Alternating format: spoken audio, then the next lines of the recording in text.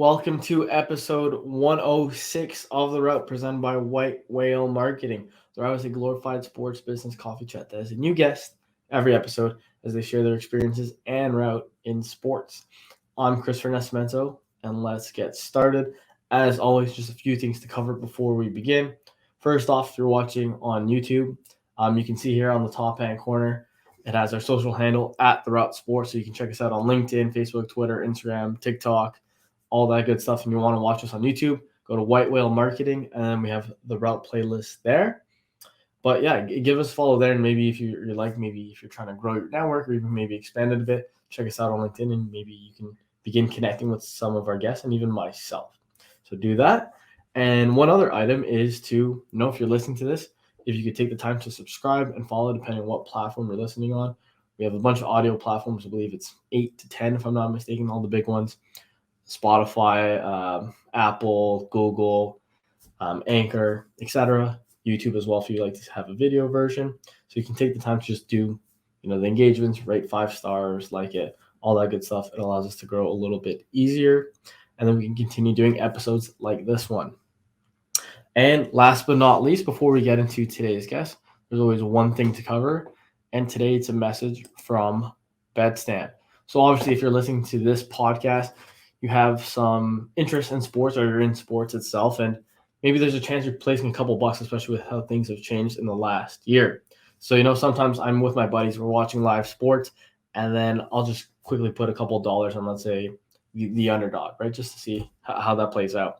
But almost without a doubt, right afterwards, I'll see the rate from or the odds, I should say, from, let's say, TSN at their intermission show, or maybe my buddy was on something else, a different sports book, and he got a better odd, and already right off the bat, I'm down a bit, right? So the solution to that is to use BetStem to compare the best available odds among sports books.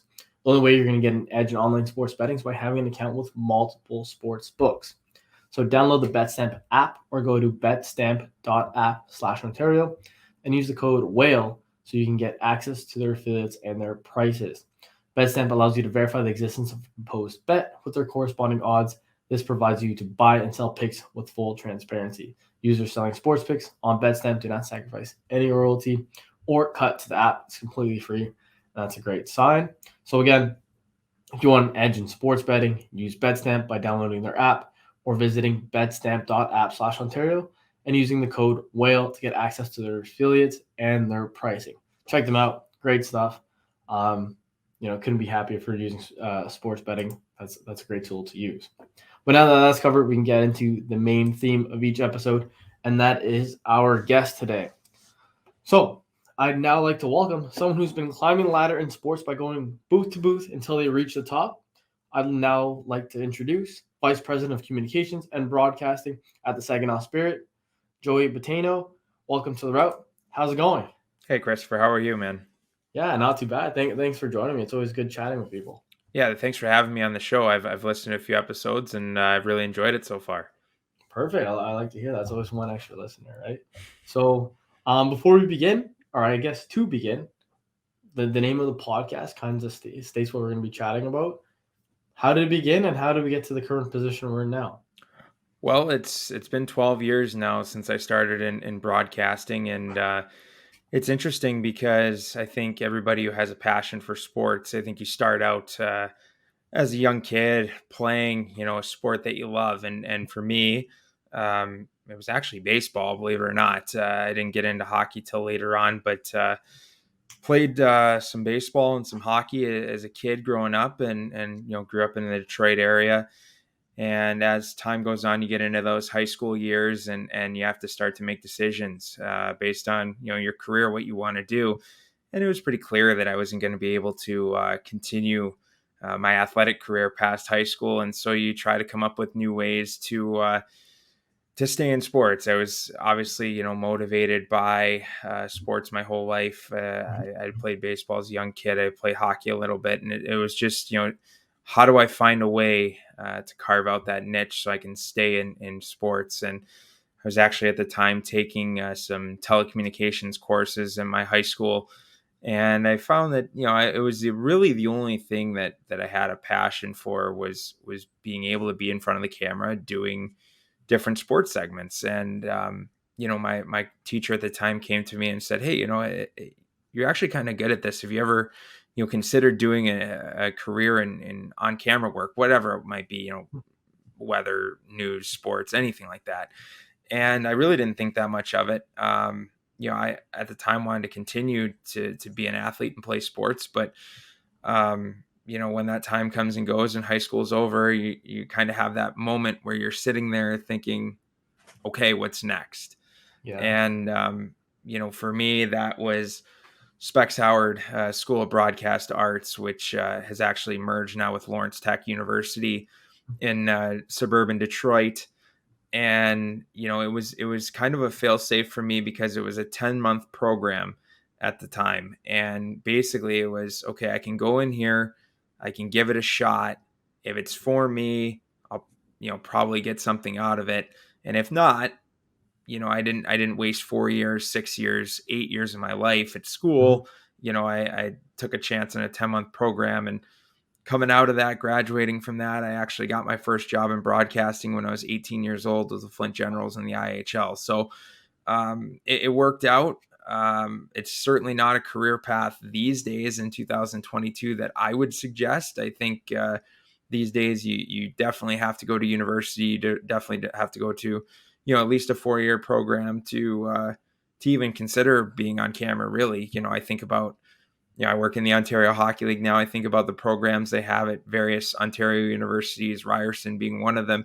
It's one of the top programs in Canada for broadcasting. That's certainly the route that you would, or at least that I would suggest going these days. But it's something that back in 2009, it wasn't so unique back then, but certainly now it's a much different path. Yeah, yeah, no, that's pretty exciting. Where it kind of seems like you're always kind of involved in sports, where there's an idea that this is something you kind of wanted to stay into, then you had that aha moment, right? Yeah. That's something like, hey, like let's kind of see how this through. That's pretty interesting though, because I spoke to someone recently as well, where I think their first job was a PA announcer at 18, right? And then like nowadays, like he would refuse to ever give an 18-year-old that type of responsibility, right? Communicating to everyone in the stands. So do you mind, maybe before we kind of get into your whole route, what was that like? Your first job at 18. That's pretty interesting, because a lot of times people are, let's say they're in school, they're, I don't know, being a server, working at Subway, Yeah. different things like that.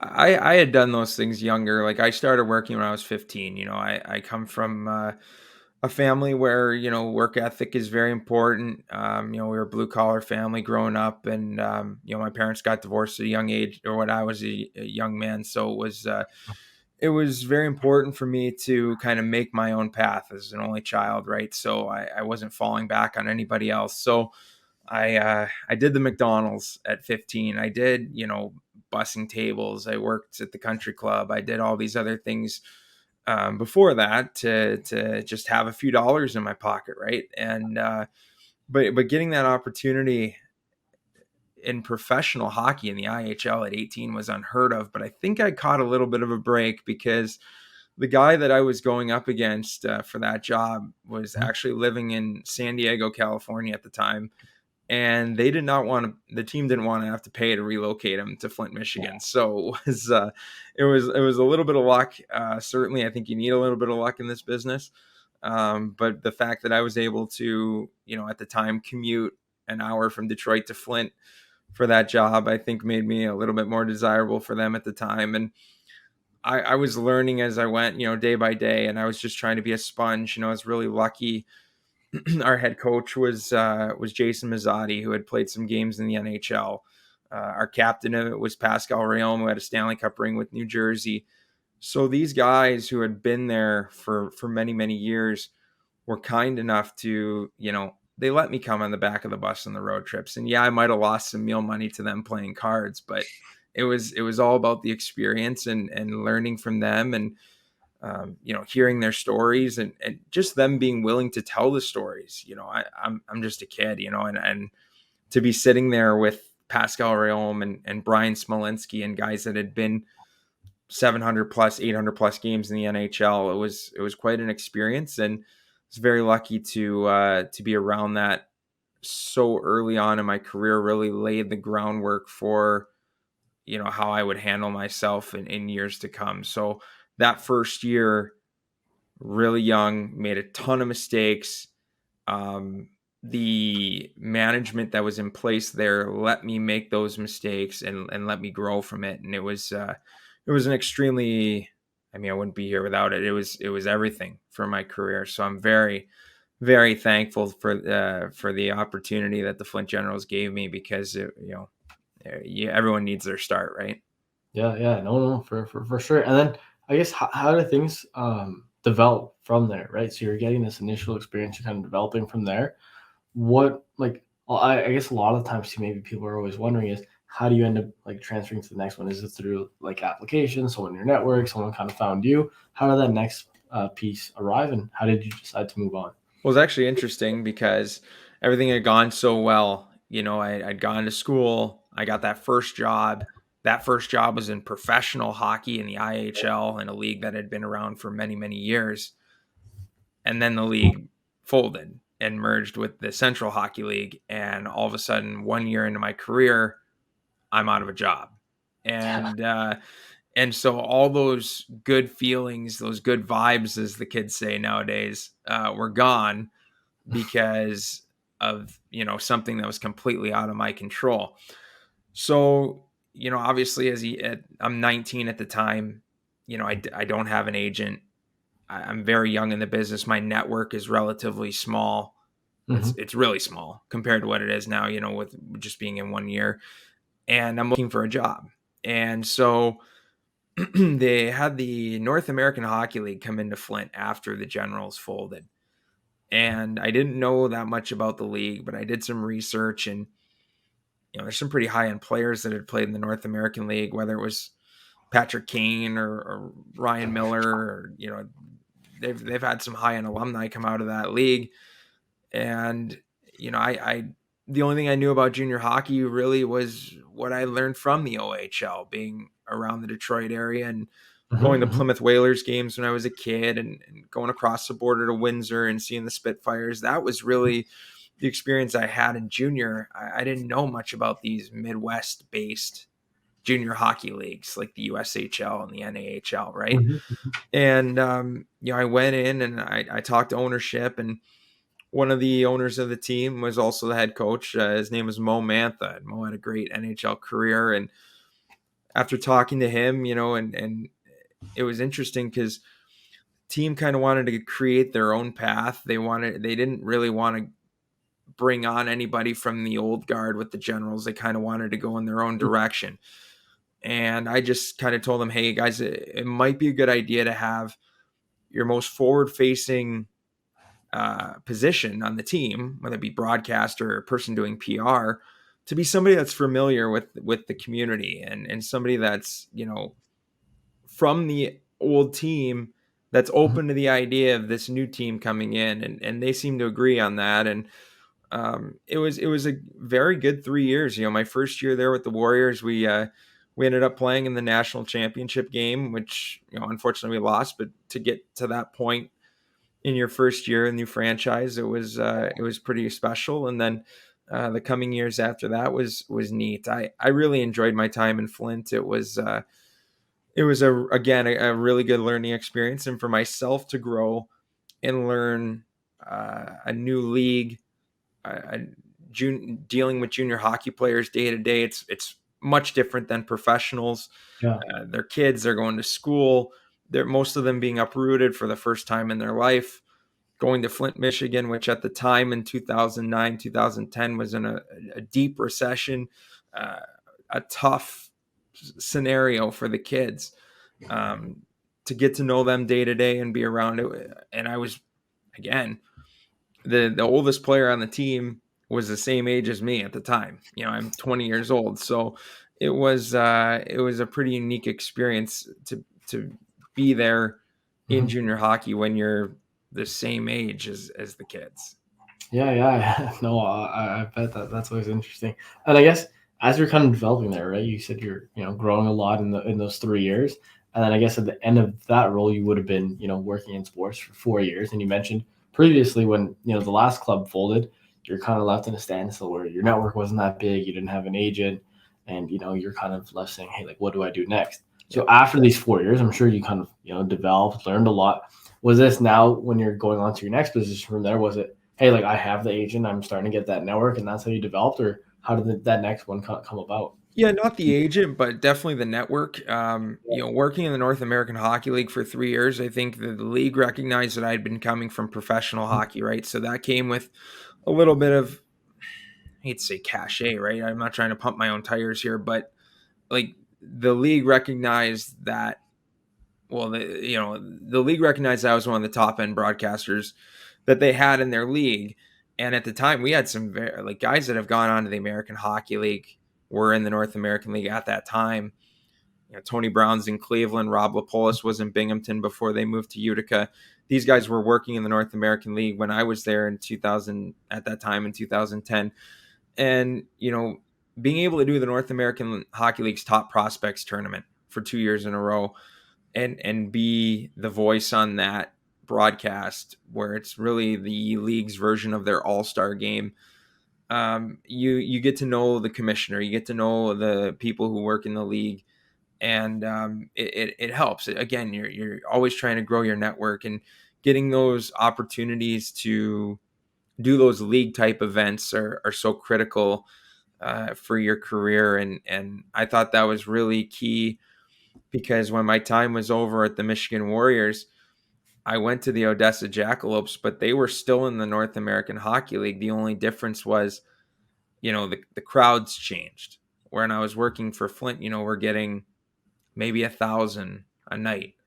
Well, you go down to Odessa in the South Division of the North American Hockey League. At the time, they were averaging over 3,000 a game.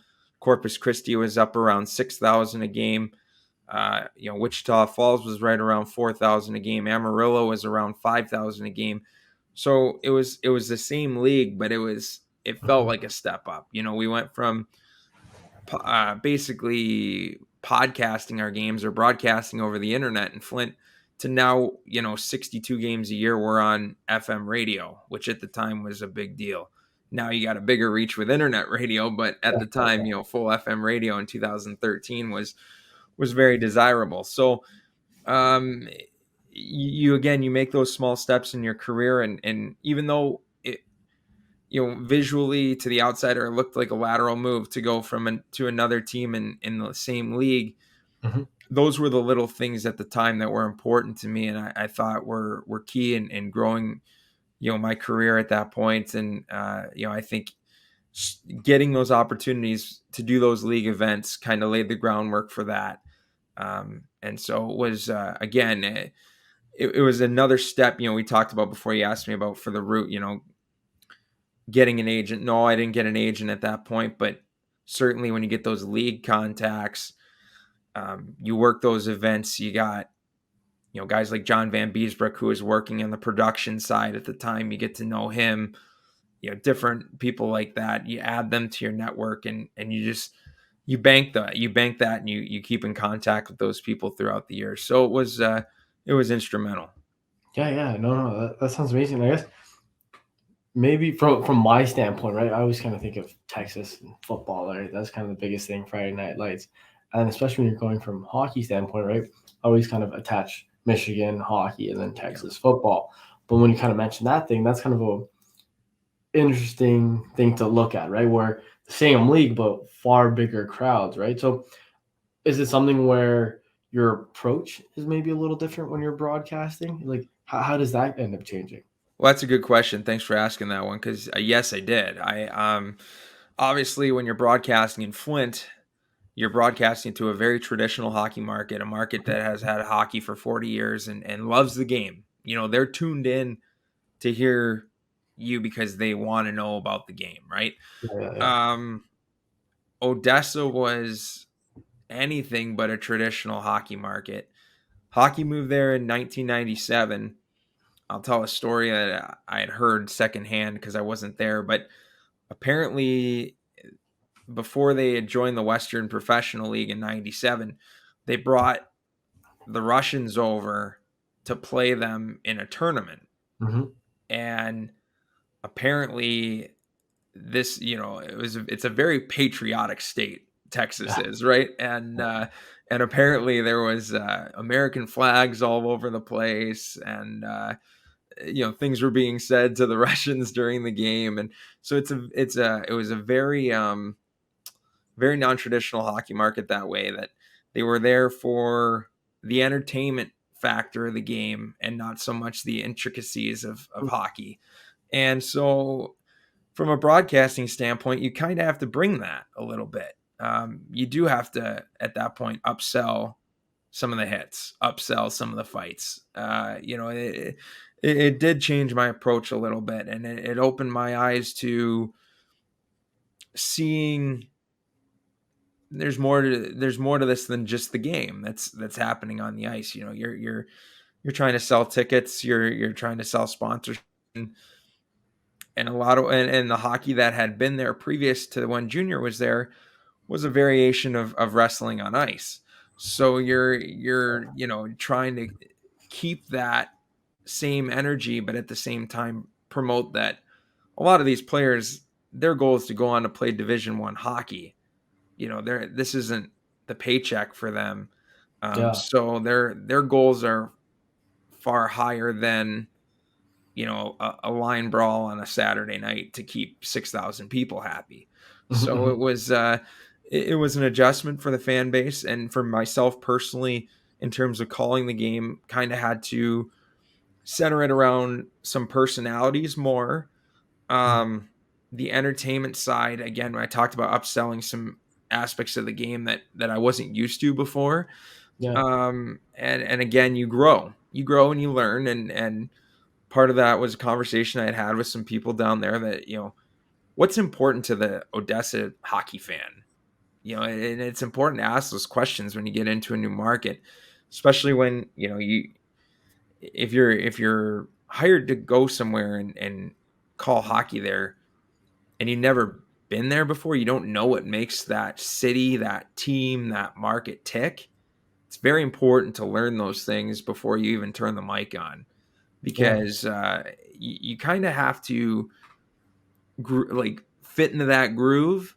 Hmm. But the people listening need that to be immediate. It can't be like, oh, I'll get there in 6 games. No, it's like opening night. You need to be in that groove where they've built their trust, that you're telling them how it Yeah. is, right? So it was a unique experience for sure being in Odessa, and that was the growth in those 2 years there, that I felt like, okay, here I'm ready to make that next step, whether it was minor pro again or higher level junior or whatever that case may be. It ended up being the OHL. It ended up being major junior, but I felt like at the end of that 2 years in 2015 that I was ready to make that next step.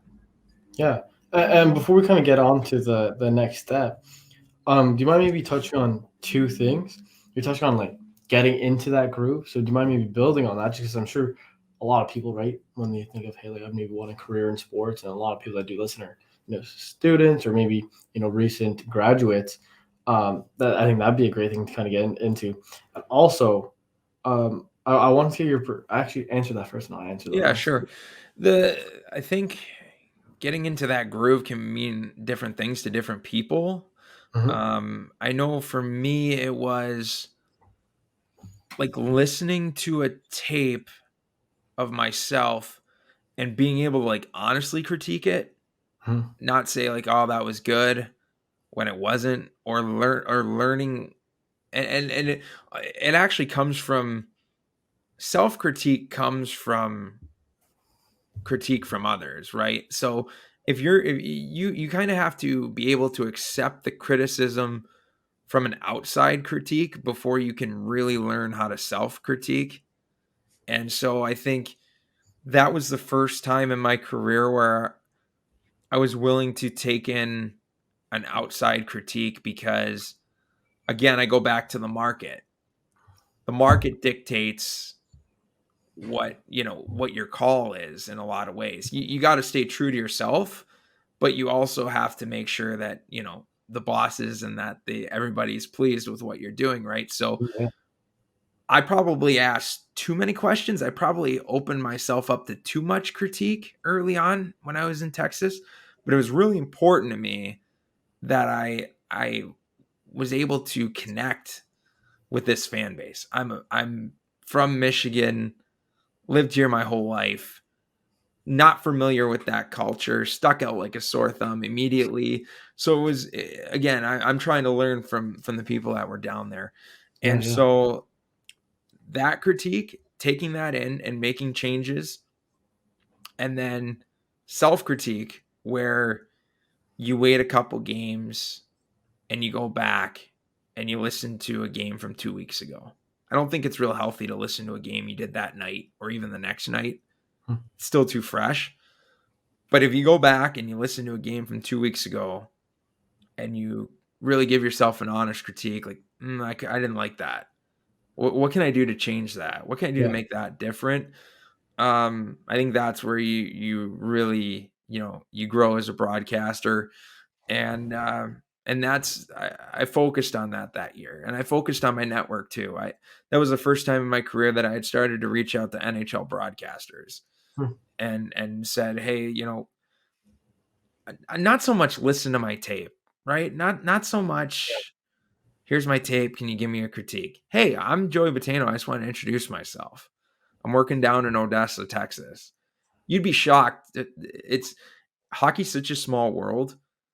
Yeah. If you're just willing to put yourself out there and introduce yourself to someone and say, hey, this is what I'm at, this is what I'm doing, this is who I know, you're bound to have something in common with just about anybody who's worked in hockey. That's how small of a world it is. And I learned that then, that it's worth the greeting, it's worth the time to get in your car and drive 7 hours to Dallas and go to a Stars game and introduce yourself to, at the time, Ralph Strangis and Daryl Ray. And Daryl's still there.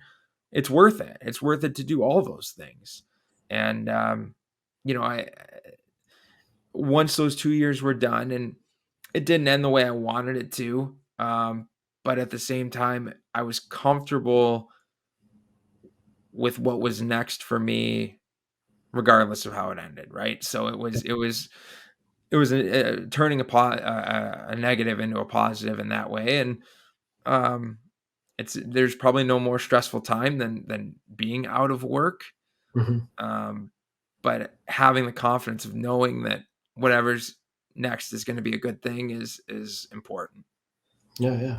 That makes a lot of sense. And before we kind of get into that next step, the question I wanted to ask you was about it's kind of you're talking about the comparison between Odessa and Flint, right? Where Flint was this hockey market, you're getting let's say 1,000, I think, as you said. Yep. Whereas then in Texas, you're getting this unfamiliar market that are getting upwards of a few thousand. Obviously, maybe population plays a factor into that. But then the thing that kind of stuck out to me was, in Michigan, you're kind of like selling the game, Right.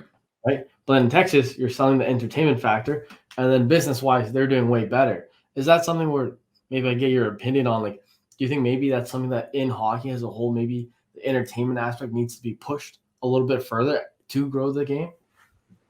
I think there's still a big need for minor league hockey to continue to be entertainment first. Mm-hmm. Uh, Major junior doesn't fall in that category because it's a like the problem.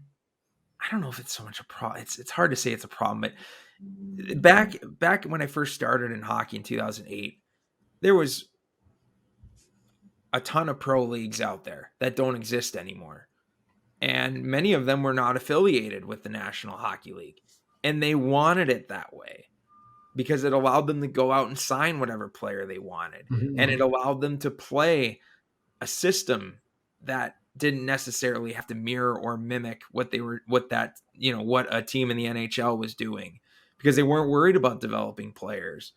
And it allowed teams to have an identity. I mean, the Flint Generals were always a tough team. And it was just that one year that I was with them that we kind of changed that philosophy, and we added some skill. We added guys that played in the NHL, and we still had a couple tough guys, but it was a skill team for that level of hockey. Mm-hmm. A lot of teams that were unaffiliated minor pro, in a way to sell tickets, were, let's just say, physical. Yeah. Would be Yeah. the nice way to put it. And so yeah, I think there's a thirst for that. I see the obviously I see the benefit, because hockey, it is a skill game. I mean, you're doing all this at full speed on a blade on a blade, right? And Mm-hmm. you're going 20 miles an hour down the ice. And but what that does is it makes it a high intensity, high contact sport. And so when there is body contact, it's almost a car crash. Yeah. Yeah. It's No, for sure. it's hard contact.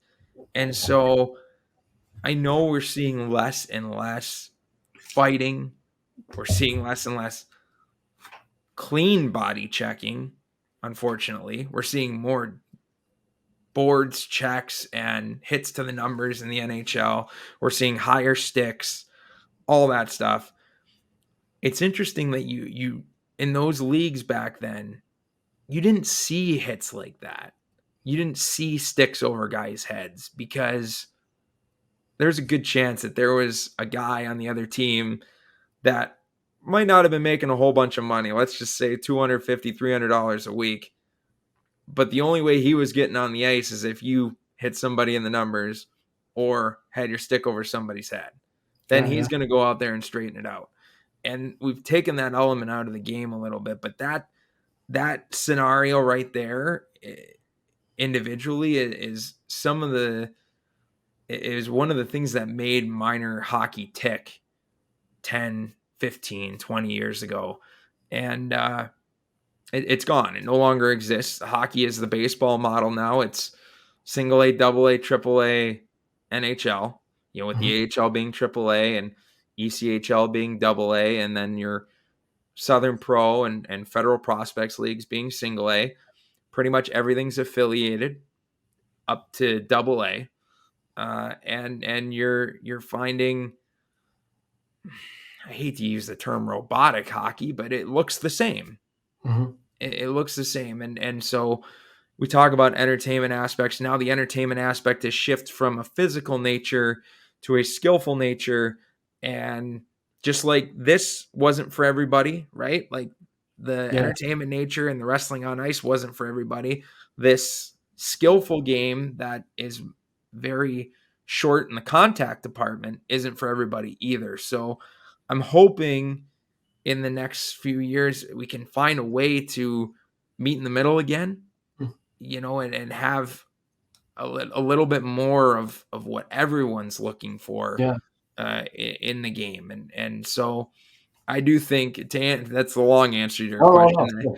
no. But I do think there's certainly a thirst for that entertainment factor. I don't want to, like, nobody wants to see a rodeo. Like, nobody wants to see a line brawl. You don't want to see 3-hour games again. Like, let's not go there, but just a little bit more of that at those levels. We don't need Yeah. to see that in the NHL, but certainly at some of those minor hockey levels, it would make some of those teams, in my opinion, a little bit more financially viable, for sure. No, no, that makes a lot of sense, and you bring up some great points there. And then I guess prior to kind of getting into that question, you were touching on a few times about that next step. So do Yeah. you mind maybe sharing what that next step was and how it came about, and filling us in? Well, it's interesting. So Odessa, I got let go from Odessa. It was a interesting scenario, because I went there in 2013, and by the time the season ended in 2015, I was the only front office person left from the first day I was hired. So it was kind of like, writings on the wall. They're going to make changes here, and that's fine. It happens.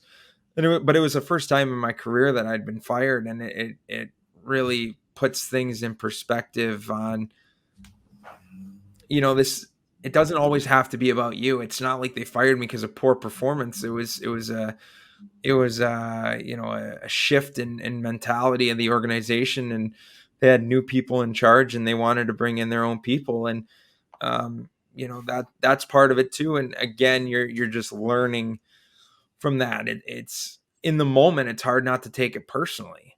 You know, it feels personal, you know, Yeah. and then but when you're able to step back and look at it from that perspective and say, okay, well, they're going through a lot of changes here, and you were the only variable. You were the only one that was left from before. So obviously they're gonna make that move. Um, but actually, so Plymouth in the OHL was moving to Flint, in the and so obviously with my 4 years working in that market, two different teams, you know, I felt that that would have been a really nice fit. You know, at the time, my family still lives in the Detroit area. It it was something that I was certainly going to kick tires on, and so started to do some research on what that situation might look like there in Flint. And you know, it just the more and more research I did, it just it wasn't for me, right? So I'm sitting there in July thinking to myself, okay, I kind of had all my, you know, eggs in this Flint basket, thinking couldn't be a better fit. And you know, the reality is that it's a different league, different people in charge, and it wasn't. So now, where do you go from here this late in the off season? And luckily, um, Lee Cunningham, who was in Saginaw before me, had been in the OHL for many, many years. He was actually at North Bay with the Centennials, which is the team that is the Saginaw Spirit today. He was leaving the Spirit after 7 years to go work for the Sarnia Sting because he's from Sarnia, so he wanted to go home. And luckily, got a heads up that that was happening. Went up to Saginaw, spoke to Lee first, which was really an it was unusual for me, but at the same time, I thought it was really important that Lee and I were able to sit down one on one and talk about like the broadcasting side of it and discuss, you know, the market again. What makes people tick here? How do you call the game? I know how Lee calls the game. I listened to him for many, many years. He's a very traditional hockey call, you know, very Canadian style market, hockey first, down the line type of call. And and so I felt very comfortable with that because that's kind of how I did things in Flint. And so we talked about that, and it just felt really good. And then I had a second interview with Craig Goslin, who's the president managing partner of the team, and it just it clicked. We ended up talking for 2 hours, and I think we might have spent 5 minutes on the job. It was more about who I am, what's important to me, my values. You know, what do I see important in life? You know, what do I want to do with my life? What's important to me? You know, things like that. So I walked away blown away because I had never been through an interview process quite like that before, and and so I felt really confident in the organization, right? Not so much the job. I had no, I felt good about the how the interview went, but certainly I was like, wow, this is somewhere I could really see myself, and then didn't hear from him for like a week and a half.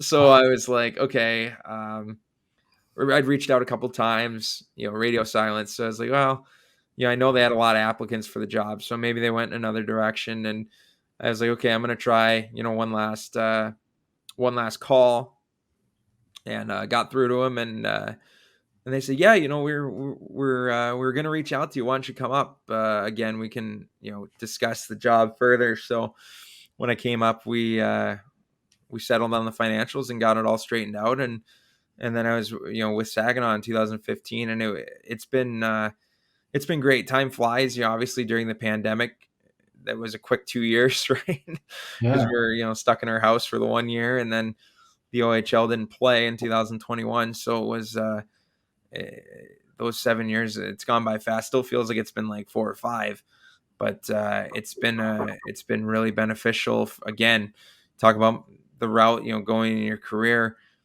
A lot of what I'm finding these days is a lot of college age, whether it be broadcasters or somebody who wants to work in the media field, they come out of university or college and they think they're ready.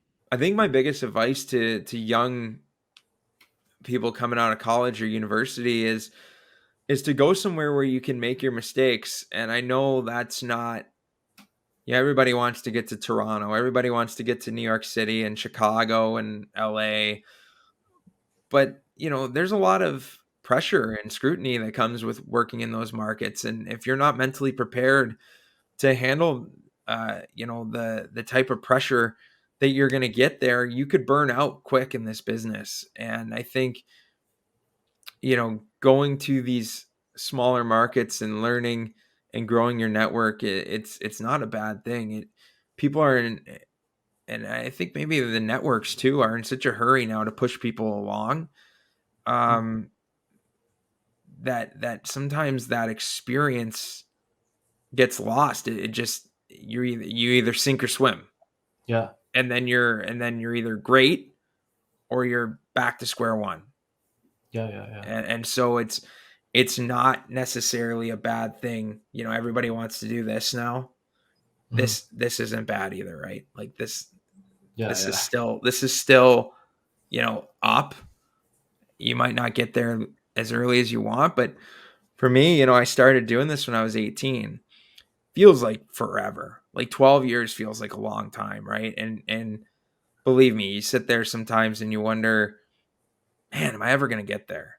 Like it feels like I've been at this forever. And then you put it in perspective. It's like, I'm 31 years old. How many 31-year-old guys do you see with network broadcasting jobs? Yeah. It takes time. And the reason you don't see that is because you have to make mistakes. You have to grow.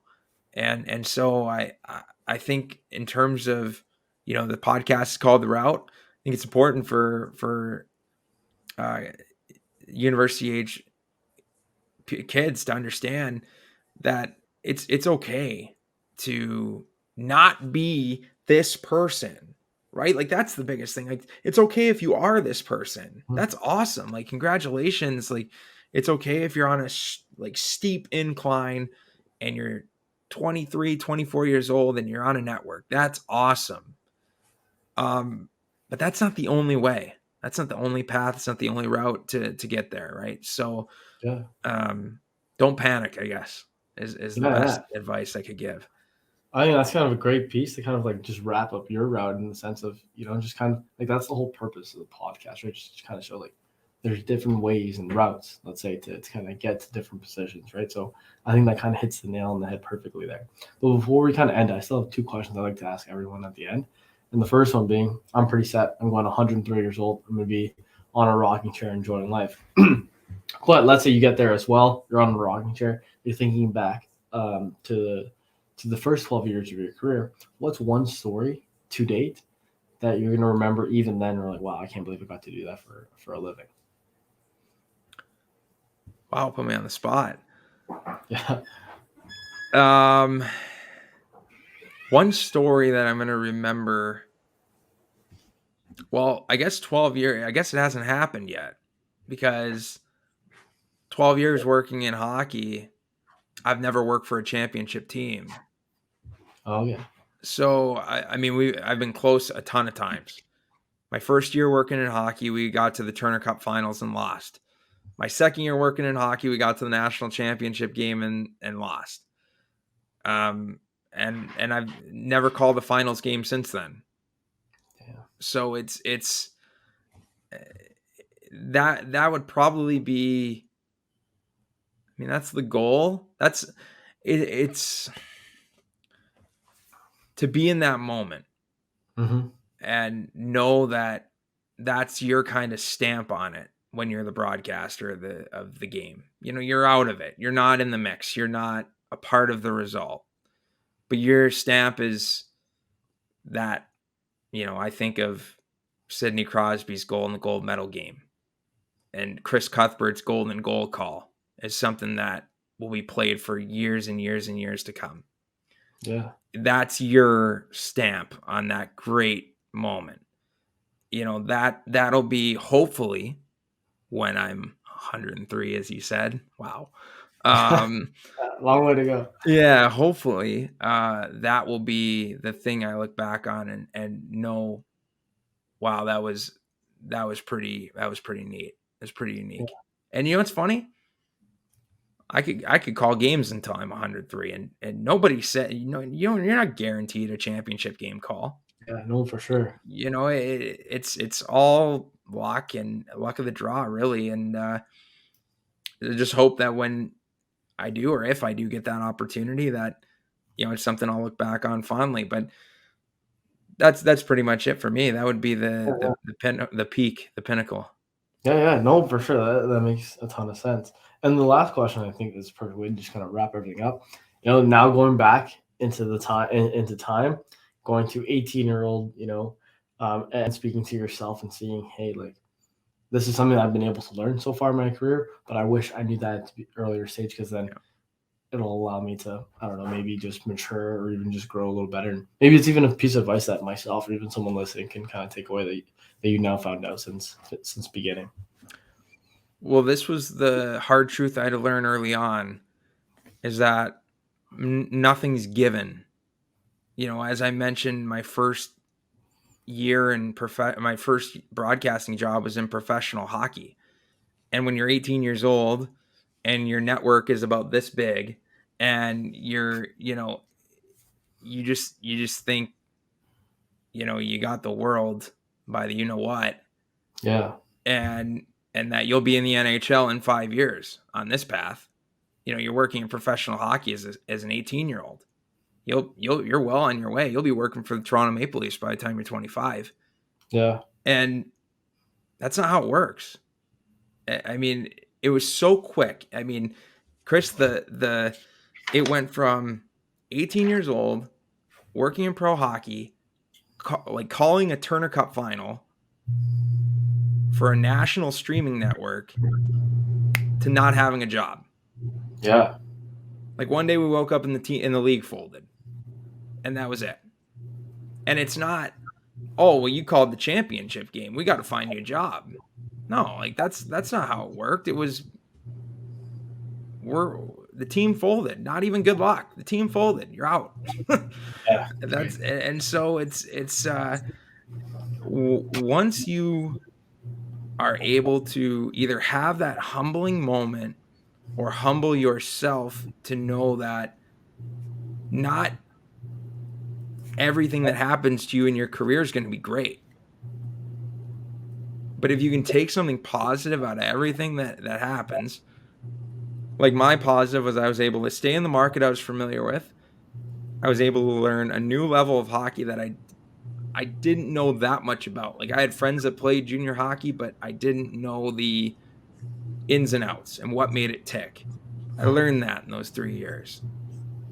If you can take something positive out of something negative, and that, for me, that was the biggest negative of my career, and learn that there is no route, there is no path, like everything's different, right? But that humbling moment right there where you just wake up and you're out is it really laid the groundwork for how I approach my day-to-day in my career.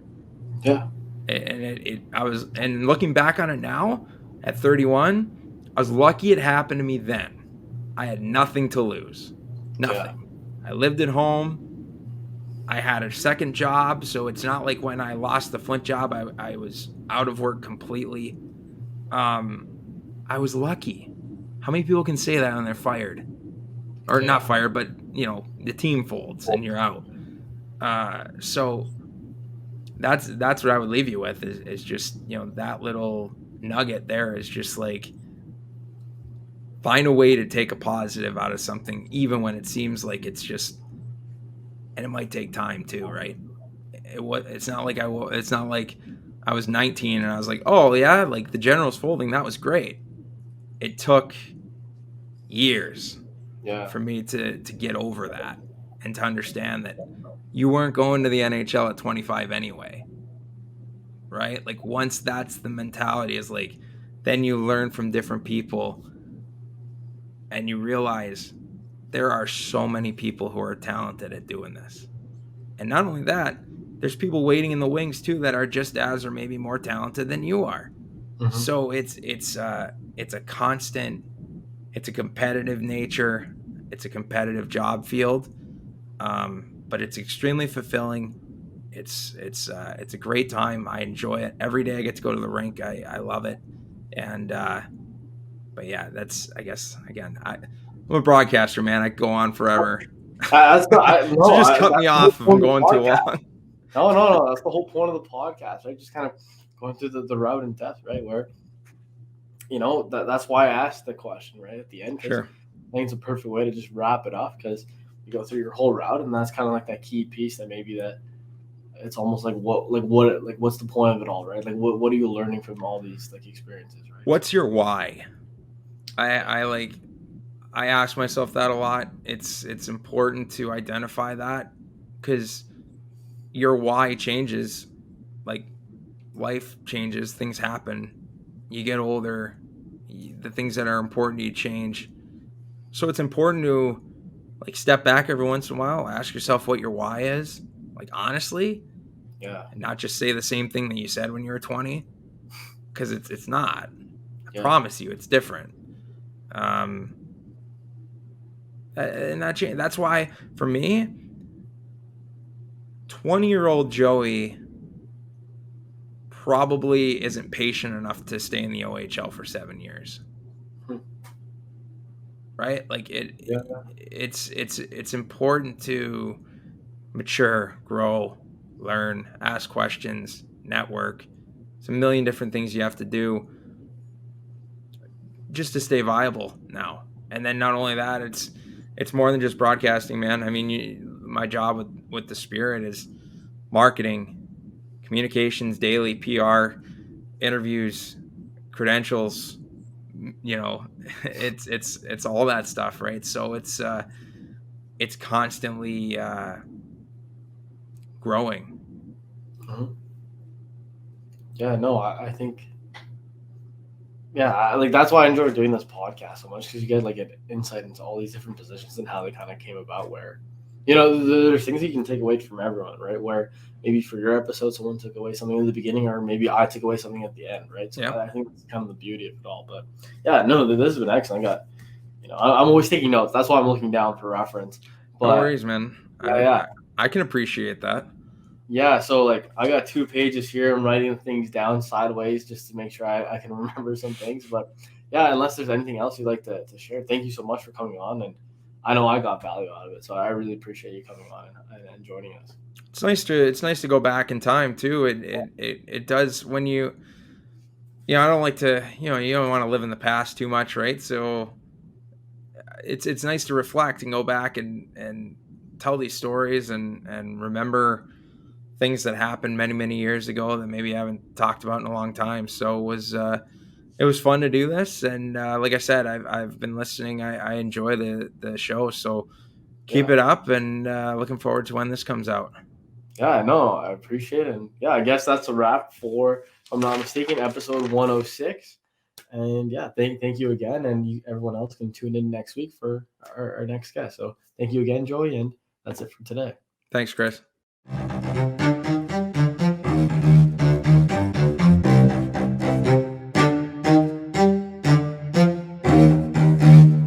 Welcome to episode 106 of The Route, presented